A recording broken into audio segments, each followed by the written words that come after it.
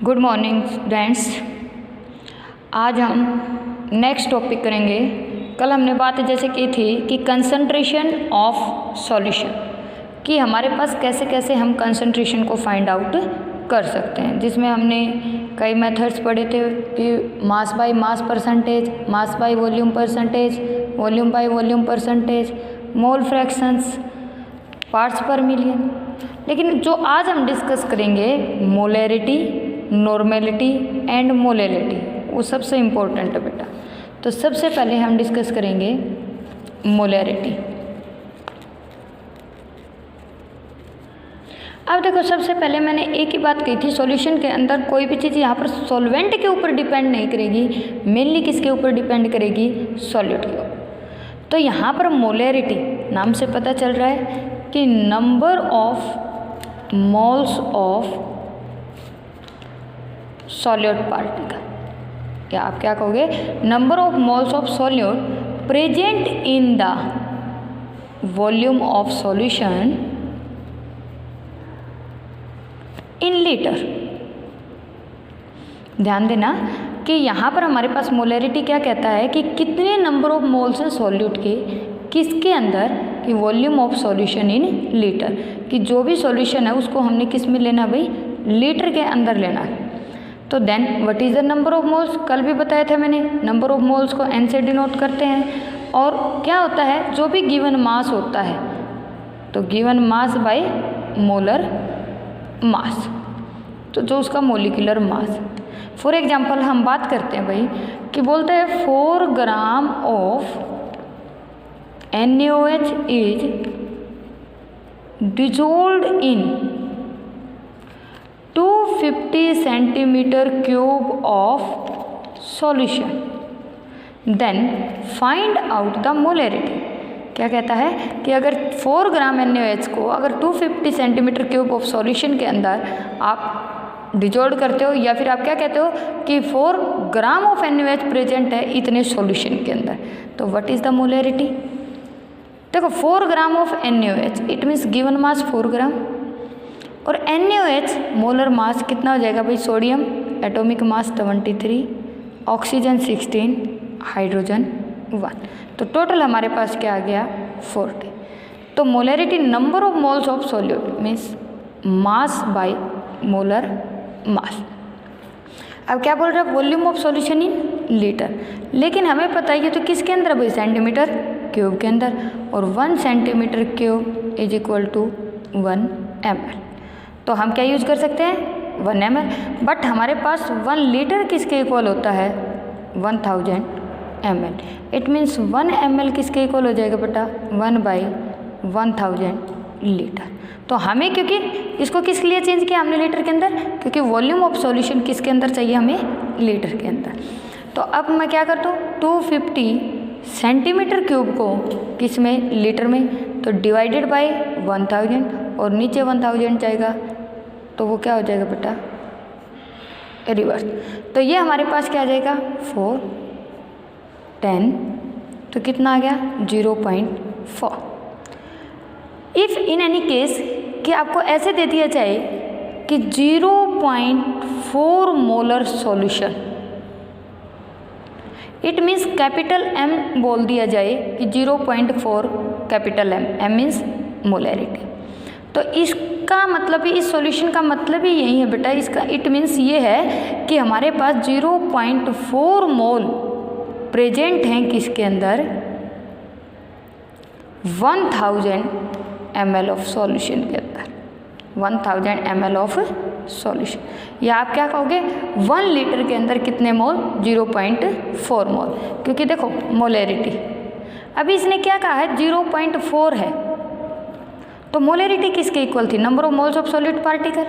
It means मैं number of moles कितना लूँ, 1 लूँ, divided by volume of solution in litre 1 लेती हूँ, तो 1/1 1 हो गया। लेकिन मैं क्या कर लूँ, अब नंबर ऑफ मोल्स कितने ले लूँ, 0.4, और ये क्या ले लूँ 1 लीटर, तो इट मीन्स मोलैरिटी कितनी आ जाएगी, 0.4 ही आ जाएगी ना।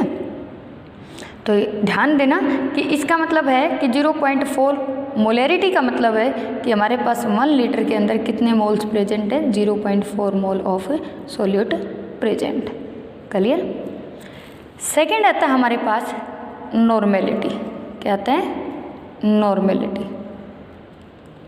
नॉर्मेलिटी के अंदर क्या यूज करेंगे बेटा? सिर्फ और सिर्फ डिफरेंस ये आ जाएगा कि नंबर ऑफ ग्राम इक्विवेलेंट, क्या, या आप क्या कहोगे, मास ऑफ ग्राम इक्विवेलेंट, या आप डायरेक्ट बोल सकते हो ग्राम इक्विवेलेंट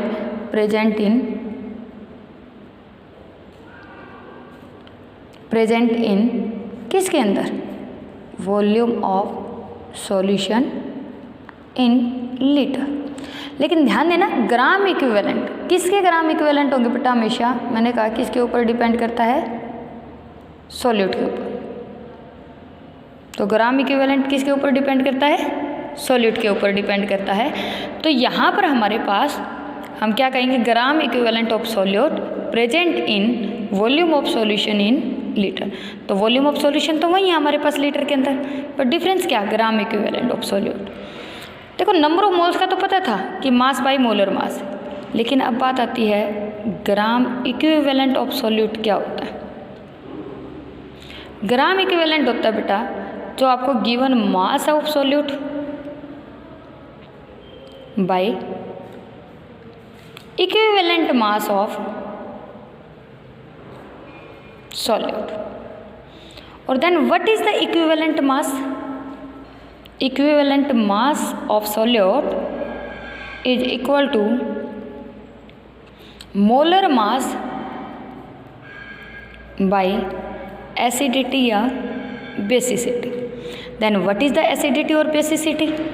कि how many H positive ions are liberated is called its basicity,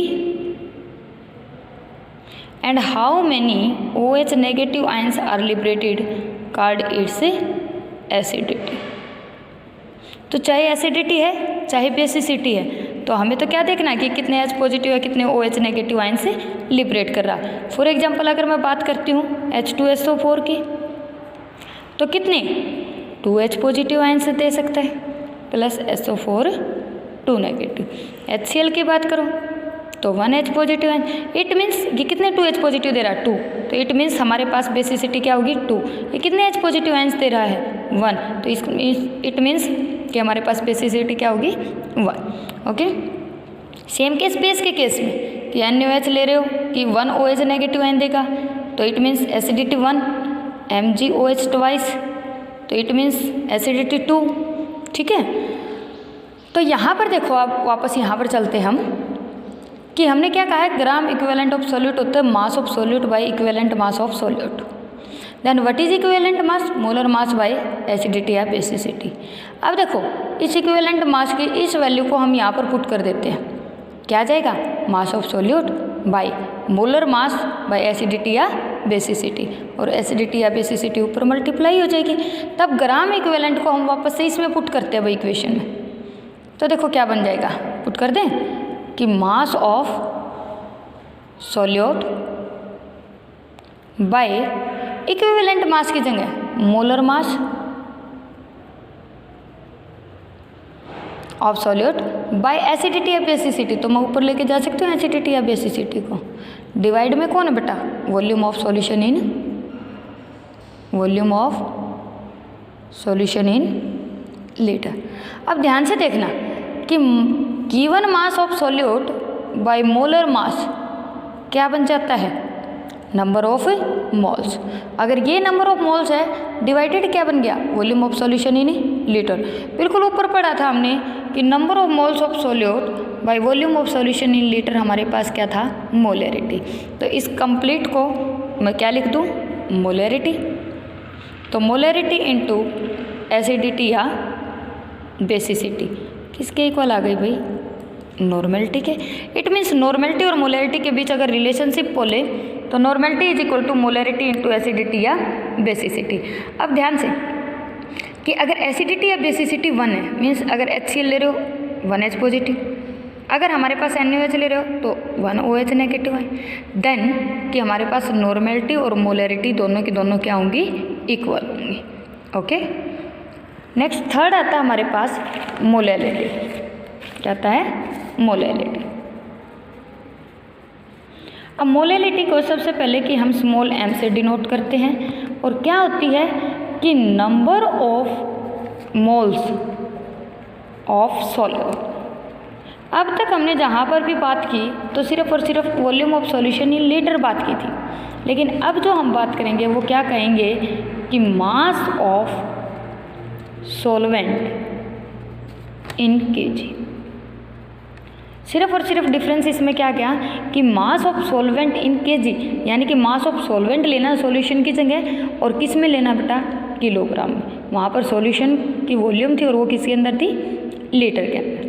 एक बात मोस्ट इम्पोर्टेंट याद रखना कि मोलैलिटी कभी भी टेम्परेचर के साथ डाइल्यूशन के साथ चेंज नहीं होती है, क्योंकि कभी भी आप टेम्परेचर को इंक्रीज डिक्रीज करोगे तो आपके पास मास ऑफ सॉल्वेंट कभी भी चेंज नहीं होता। ठीक है, तो आपके पास क्वेश्चन आ जाए कि मोलैलिटी नॉर्मेलिटी और मोलैलिटी में से किसको प्रेफर करोगे, तो हम मोलैलिटी को प्रेफर करते हैं क्योंकि with respect to temperature with respect to dilution ये चेंज नहीं होती है। ओके, तो कल हम मोलैलिटी नॉर्मेलिटी और मोलैलिटी के न्यूमेरिकल करेंगे बेटा।